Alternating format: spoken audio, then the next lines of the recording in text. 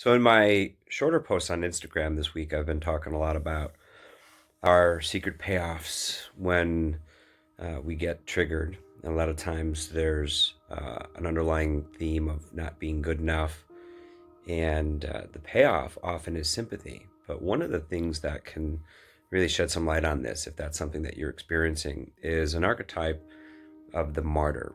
And a martyr basically needs to be hurt. And then when they're hurt, then they show somebody else that they're hurt.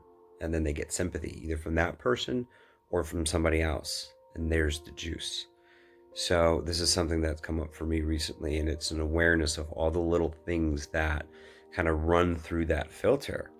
And with it being unconscious, you almost unconsciously or subconsciously trigger people to do things so you can get your juice of being hurt, even if they're not doing something from your own evocation, if that's a word, but you see it through your filter. Somebody says something and immediately it triggers you.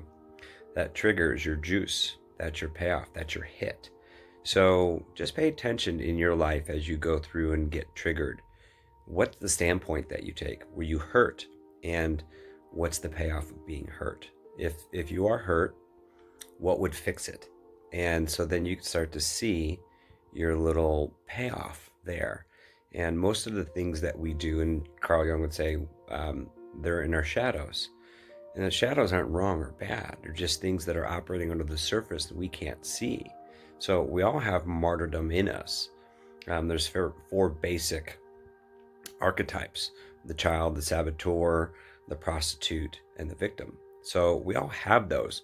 And it's when they're in the shadow that they kind of act unconsciously within our experience. So when you bring them into the light, then you can actually use them to your advantage. So the martyr is kind of tied into those. And you can be a martyr in any one of those areas or all four. So at least that's my understanding. So just something for you to consider as you continue to witness yourself being triggered. And I think that's the key word here, is to witness yourself doing these things. And when you become aware, become the witness of those things, they start to come into light. And then the other part of that is to feel what it feels like to be a martyr, to be a victim, to be the prostitute, or any of these, to be not good enough, and allow it to run its course. And remember, you don't fix it. You don't change that. You can't change it through thinking. It's really just surrendering it to a higher power and saying, here's the way I've been being. I see it now.